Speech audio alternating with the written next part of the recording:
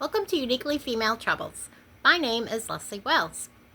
In the thumbnail of this video, I called it to what?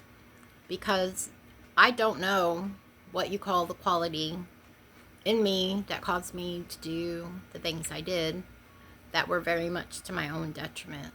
I'm not a masochist. I definitely don't enjoy pain. And I used to believe it was a strength. Now I can see it's not a strength, but maybe it's a weakness. I don't know really what to call it. If you have an idea to what to call this quality that caused me to do the things I'm going to talk about, 4 different things, and if you have a good idea of what you would call this quality, I would love for you to tell me in the comments because I don't know what to call it. And I'm not going to try to label it because I don't know what the correct label would be. And so I'm just going to start out with the first incident. And then by the time I get done explaining this, you'll understand what I'm talking about. And these things do involve sex, like so many things in my life always have. And that has been a recurring theme throughout my life, unfortunately, is that it's been a bad thing in my life. So when I was 15, I had an 18-year-old boyfriend, and I was madly in love with him. He was my first love. And, of course, we were going to spend the rest of our lives together. Like, duh. And how many years has it been since I've seen him? Let me see. I think the last time I saw him, I was 16. Yeah, exactly. Because he moved to a different state, and I never saw him again. We kept in contact some through the phone, but eventually that ended. So that this guy I was madly in love with, that I was gonna spend the rest of my life with, that broke my heart. He said he wanted sex. And even at 15, I knew that if your boyfriend wants sex and you say no, he might very well just go off and find a girl who says yes. And because I was so madly in love with him, and you can use 1,000,001 air quotes, but I was sincere in that feeling as a 15-year-old. And I was sincere, but I was super naive and super just immature.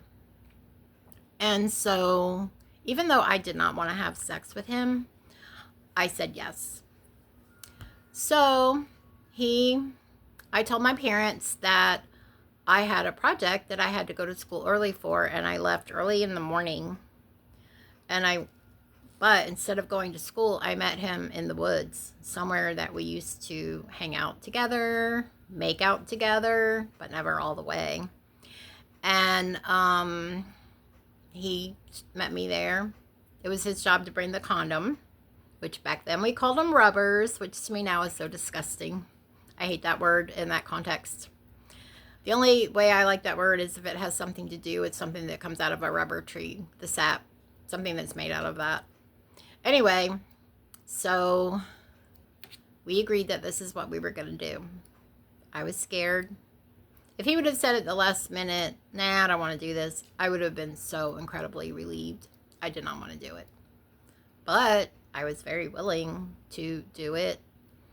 That was one of the first times, I don't know if it was the first time, but that was the first really major time that I gave myself away to please another person. But it wouldn't be the last, not by a long shot. So, when we started to try to do it, I was scared, I was nervous, I didn't know what it was going to feel like, and then I suddenly felt the worst pain in my life. And the next thing I knew, I heard a bunch of terrible screaming, like somebody was killing somebody. I opened my eyes, and it stopped. And I realized I was the one who had been screaming. And I looked around. He was gone. He was gone. He left me there alone. And I sat up and I felt the most horrible pain between my legs. It hurt so bad. And I sat up and I started calling his name. And he was gone. I couldn't believe I had no idea what happened. No idea. So I started, after I accepted the fact, the kind of unbelievable fact that he wasn't there, I got up, tried to get all the leaves and sticks and things off my back and my back of my pants and my hair. And I walked to school, which was kind of a long walk. And at first I was hobbling. It was very painful to even try to walk. But, gradually that pain got less. And when I got to my first class, there he was sitting at his desk. And I sat down at my desk, which was right next to his, of course. And he started apologizing profusely. And he had a reason. He said that I wouldn't stop screaming.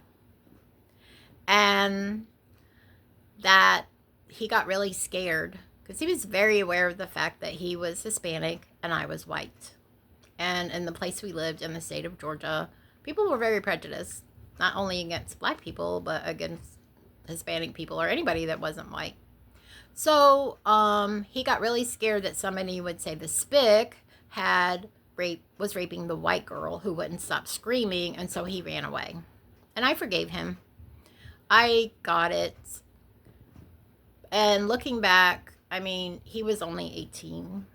He was still a kid. And I'm not mad at him for that now either.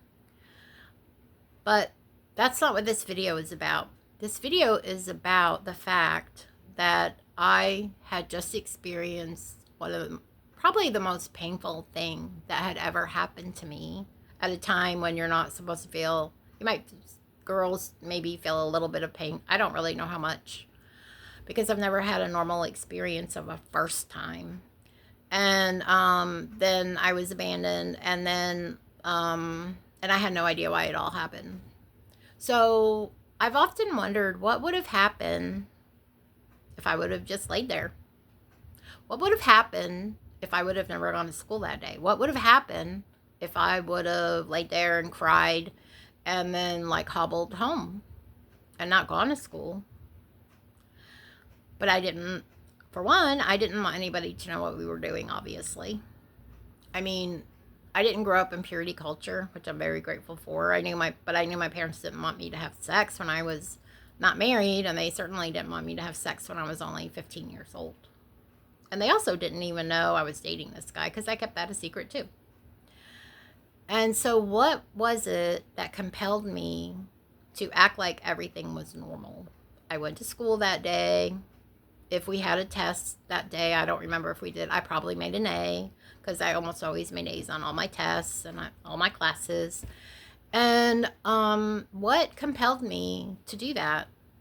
I think it was more than just not wanting to get in trouble with my mom and dad. I started becoming more worried about being late for school than I was about what just happened to me.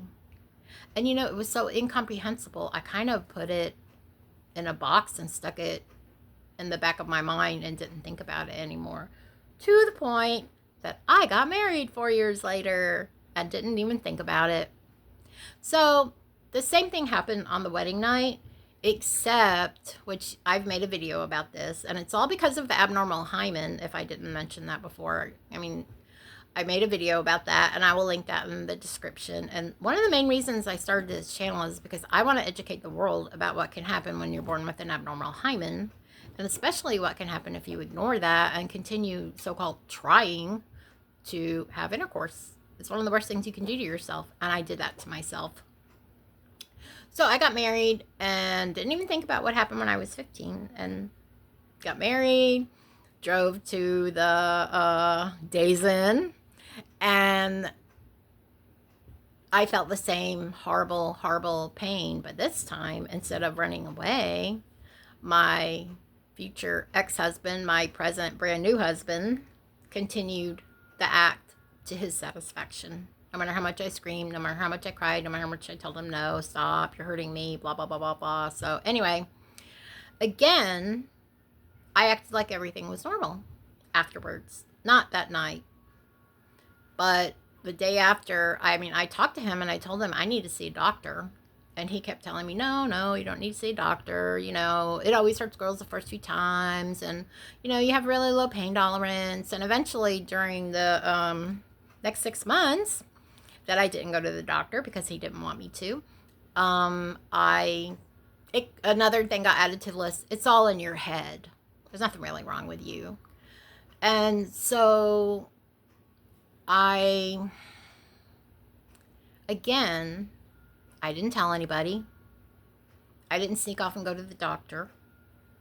And the reason I gave him the power to decide if I was going to go to the doctor or if I wasn't going to go to the doctor is because the cult we were in, both of us had joined this cult following of William Branham, known as the End Time Message, which I will link. I will give you a link in the description of this video about the best channel on YouTube that exposes this horrible cult. It is horrible. It's a doomsday cult, and one of the things it does is it gives men 100% power over their wives. It's like you're their property, and I felt like his property. I felt like he had the power to decide whether or not I should go to the doctor. So for 6 entire months, we kept so-called trying. That's what he called it. I think I just called it torture. I don't know what I called it, to be honest. So for 6 whole months, I let him do this to me. And it was very, very painful. And it hurt just as much the last time we did it before I had the hymenectomy as it did the first time we did it. And the first time I did it with my boyfriend back when I was 15. So eventually, I didn't get any help with that. I could have called my mom, which I made a whole video about that, which I'll link in the description. I could have snuck off and gone to a gynecologist anyway. I could have told a bunch of people what was going on, try to find out, like, what do they think is causing this awful thing. And you know, I think if word would have got around, I would have ended up going to the doctor a lot sooner than 6 months.